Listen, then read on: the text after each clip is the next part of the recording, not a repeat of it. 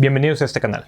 Si las 2 últimas semanas habías estado esperando episodio y no lo habías visto, es porque estaba ocupado en otros asuntos y no pude grabar. Hoy vamos a revisar el tema de rupturas del tríceps. Empecemos.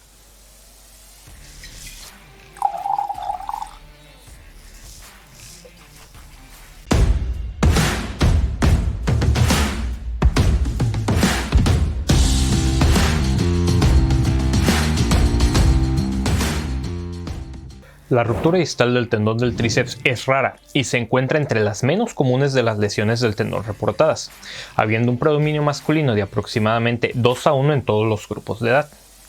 De igual forma, la mayoría de los informes han asociado la ruptura del tendón del tríceps con el uso de esteroides anabólicos y el levantamiento de pesas. Los jugadores de fútbol profesional pueden tener un mayor riesgo de ruptura que la población en general, posiblemente debido al régimen de entrenamiento, el uso potencial de esteroides y la naturaleza violenta del deporte en sí. Otros factores que pueden jugar un papel en la ruptura del tríceps incluyen la inyección local de esteroides, enfermedades óseas metabólicas como el hiperparatiroidismo, la osteodistrofia renal, la bursitis del olecranon, la tetania hipocalcémica, el síndrome de Marfan, la osteogénesis imperfecta, la artritis reumatoide y la diabetes tipo 1. La ruptura del tendón del tríceps es el resultado de una sobrecarga en el codo extendido o una contracción excéntrica abrupta del músculo, siendo el mecanismo de lesión más frecuentemente reportado en la literatura una caída sobre la mano con el codo en extensión, presentándose con más frecuencia en jugadores de fútbol que en otros grupos deportivos. El tríceps braquial es un músculo pennado con 3 cabezas, la lateral, la larga y la medial. Se extiende por toda la longitud del húmero posterior y es el único músculo ubicado en el compartimento posterior del brazo, estando inervado por el nervio radial. La cabeza lateral se origina en la parte posterior del húmero entre la inserción del redondo menor y la cara superior del surco en espiral, el borde lateral del húmero y el tabique intermuscular lateral. La cabeza larga se origina en la tuberosidad infraglenoidea, donde la escápula se une con la cápsula del hombro, y la cabeza medial se origina en el húmero posterior distal al surco en espiral, el húmero medial y el tabique intermuscular medial. Es importante entender que la inserción del tríceps no es un punto focal en el olecranon, sino que más bien se inserta sobre un área amplia o huella. En un estudio cadavérico se encontró que la huella comenzaba 12 milímetros distal a la punta del olecranon y se mezclaba con la cápsula posterior, midiendo 466 milímetros cuadrados. El ancho de la inserción distal del tendón del tríceps varía de 1.9 a 4.2 centímetros y consiste en el tendón del tríceps propiamente dicho y la expansión lateral del tríceps. La inserción de la cara medial de la expansión del tríceps se encuentra en la cresta posterior del cúbito, adyacente a la cabeza medial. Lateralmente, la expansión del tríceps tiene una amplia inserción en la fascia del músculo extensor cubital del carpo y la fascia profunda del músculo anconio. Debido a su amplia inserción lateral, esta expansión del tríceps a menudo requiere reparación concomitante en casos de ruptura del tendón. Recordemos que la función principal del tríceps es extender el antebrazo en la articulación cúbito-humeral.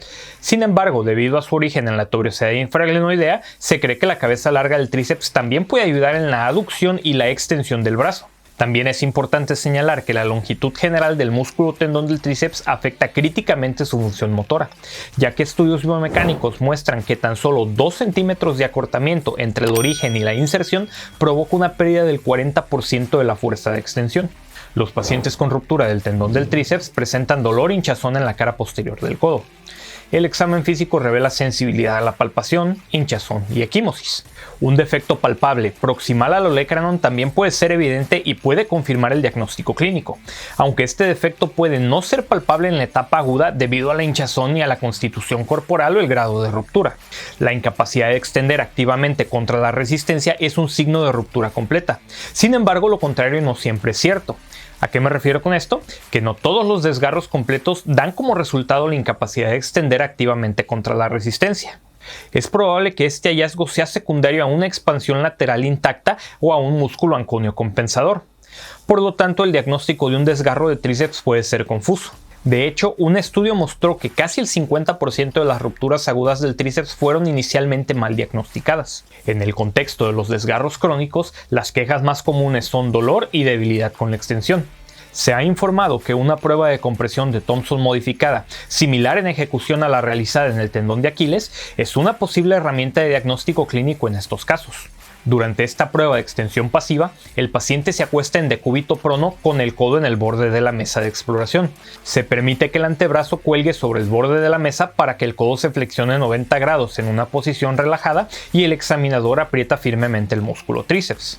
El paciente con ruptura incompleta del tríceps podrá extender el codo contra la gravedad, mientras que el paciente con una ruptura completa tanto del tendón como de la expansión lateral no podrá hacerlo. Sin embargo, debido a las diferencias estructurales entre el tendón del tríceps y el Aquiles, se desconoce la cantidad de movimiento del antebrazo requerida para declarar positiva o negativa la prueba de compresión de Thompson modificada.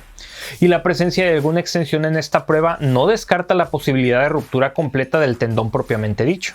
El diagnóstico se puede realizar a partir del historial del paciente y del examen clínico, mientras que los métodos de imagen se utilizan para confirmar el diagnóstico y detectar lesiones adicionales, ya que otras patologías, como la fractura de la cabeza radial o las fracturas del húmero distal, pueden acompañar a las rupturas del tríceps. En dichos casos, debe tenerse en cuenta que debido al dolor de una fractura que lo acompaña, puede ser difícil realizar un examen clínico adecuado del tendón. En las rupturas aisladas del tríceps no se aprecia ningún signo patológico en las radiografías. Sin embargo, en las proyecciones laterales del codo pueden verse pequeños fragmentos óseos desprendidos del olecranon en los casos con avulsión del tendón. Las rupturas parciales y completas se pueden distinguir mediante imágenes de ultrasonido y resonancia magnética. Aunque el ultrasonido es un método rápido y económico de obtención de imágenes, su dependencia de la experiencia del ultrasonografista es una desventaja, por lo que la resonancia magnética es actualmente el estándar de oro. Pasando al tratamiento, este puede ser con o sin cirugía. Se prefiere el tratamiento conservador en rupturas tendinosas parciales con menos del 50% de compromiso tendinoso y rupturas del músculo tríceps. Esta modalidad de tratamiento consiste en la inmovilización del codo hasta la curación, seguida de ejercicios de amplitud de movimiento y fortalecimiento final.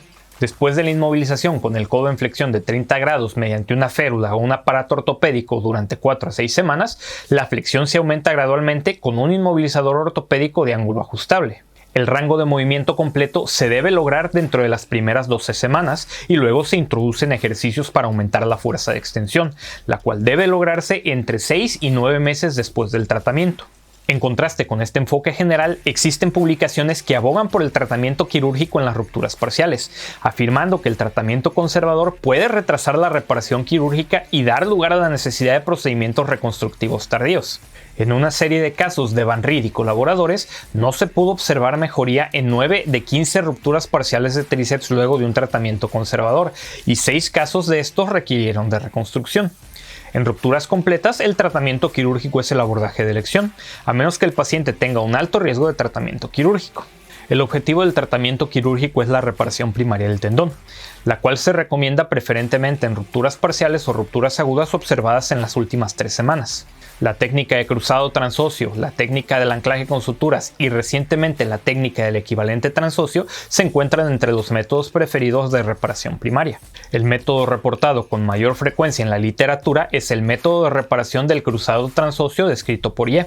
En este método, el tendón se sujeta con una técnica de Bunnell o Krakow y las suturas se atan en forma cruzada a través de túneles óseos realizados en la huella.